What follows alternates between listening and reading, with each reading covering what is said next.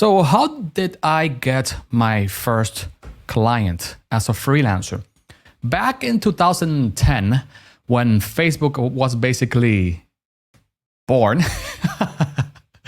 we had Hi5 here in Dominican Republic. It was a very famous social media network that basically copy pasted Facebook code. Anyhow, back then, 2010, I was basically starting out as not a freelancer, but as a web designer. I wanted to learn web design as I noticed that as a graphic designer, I would have died broke, broke because graphic design is not very much appreciated here in the Dominican Republic. So once I noticed that people were not going to pay me what I wanted to get paid as a graphic designer for designing logos and stuff like that, I decided to adventure into the realm of web design. And I got into a class with a friend who I basically cajoled into coming with me because I didn't want to. I was lazy, man. So I had the need to get one of my friends into the class in order to get inspiration and motivation from him. But here's the thing: he never finished the course, but I did, and that's how I got started with web design. Because I also noticed that it was flourishing in the Dominican Republic. I heard how much people were paying for web design, and I wanted a piece of the cake. And thankfully, I did learn web design. That said, since I got into web design because of the opportunities I saw, because of the financial opportunities I saw here in the Dominican Republic, I said to myself, let me get into this. But once I got into it, I had no idea how to get clients. So I spent a couple of weeks thinking about a plan, devising a step-by-step action plan to get started with freelancing and try to make an extra income. I was 21, 22 years old back then. And I spent so much time planning that I didn't know anything. I just had the plan written down, but I never took action because I was a little bitch that quit back then. Anyhow, I still needed the clients and I wanted to get the clients. So here's how I did it. I reached out to a lot of family members and a lot of relationships and a lot of acquaintances and told them that I'm designing websites. And guess what?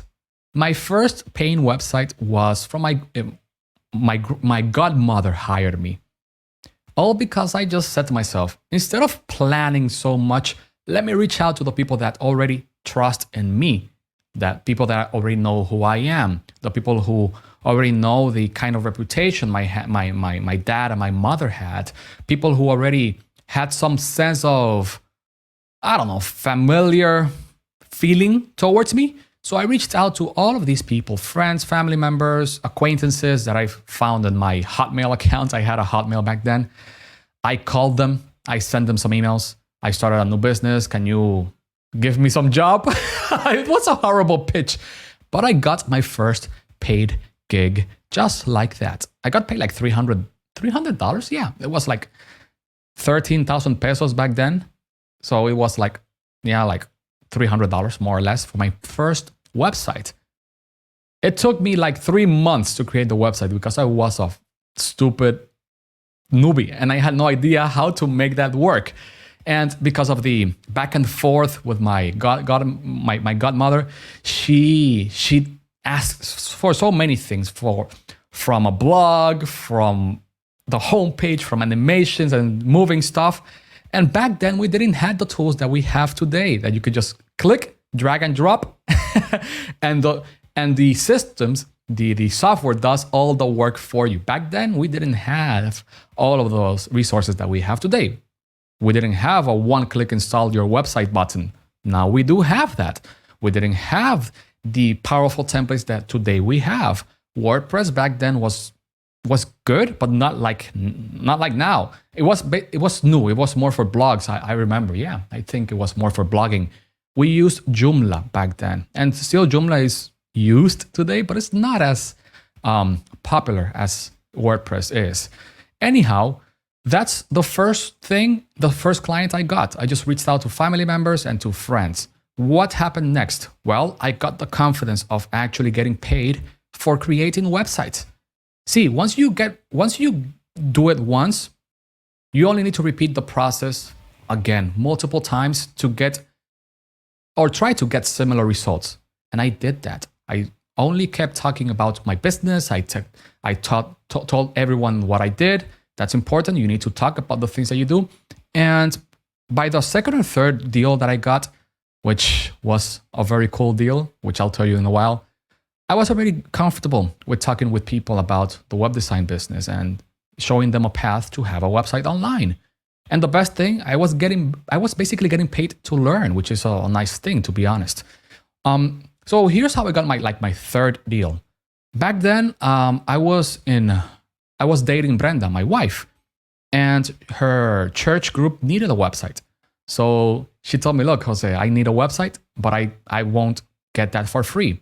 I will talk with my friends. We'll have a meeting. You pitch them your stuff, and you start working. And that's how it happened. I got a referral from my girlfriend, who is now my wife. It seems that I did a great job because she married me a couple of years after that first website. So win-win, man. Get paid and get laid. Cheers to that, man. Get paid and get laid. Literally. So it's fun. It's fun. So I created that website. They used it. It was cool. I got the testimonial. And man, that was like my third website. And to this day, I've created over 100 websites, I believe. It's like 10 a year, basically, a little bit more than that, because I'm not counting the ones that I've done for other clients. This is just like the freelance stuff and the agency stuff. Anyhow, once you do it once, you can grab the confidence of that first time where you reached that goal and transfer it to the present, to who you are right now. So if you're struggling to get any clients when you're starting out any kind of business, it could be an agency too, it could be a consultation business or whatever. Reach out to your friends, reach out to your relationships, reach out to your acquaintances, ask for referrals, and tell them, hey, Pablo, I just opened a new consultation business, a new web design business, a new agency, a new whatever. And for the last, 5 years, I've been creating websites, but I just launched this in the form of an agency or as a freelance business. And here's some of the stuff that I've done before. And I would like to have a quick chat with you about how I can get similar results for you as I did for other people. When I was like in a 9-to-5 job. Usually people who start freelancing or start an agency usually have something to showcase. They just don't know it. Anything that you've created and you can talk about it for your 9-to-5 job or whatever other things you have in your life, you can use that as social proof. You can tell your prospects about those projects. If you don't have a non-disclosure agreement, of course, if you have that, you cannot talk about it. Anywho, that's how you get your first clients. You are straightforward. And of course, we're talking about friends and acquaintances. You tell them that you just open a freelancing business about web design, about copywriting, about graphic design, about video production, about video editing, audio editing, or whatever. You get clients by talking with your relationships. You get into phone calls, into one-on-one meetings with masks or without masks because we have coronavirus right now. And just be truthful. Tell them I'm starting a new business and I would like to create a website or write your copy or do X, Y, or Z for you, whatever your expertise is. Okay? So that's basically all I have for you. That's a great way to get started with freelancing. And you can do this even in your spare time during the weekends if you have to. Money doesn't wait. Money doesn't sleep. Some people don't give a shit about talking during the weekends or talking after office hours. So thank you so much for watching.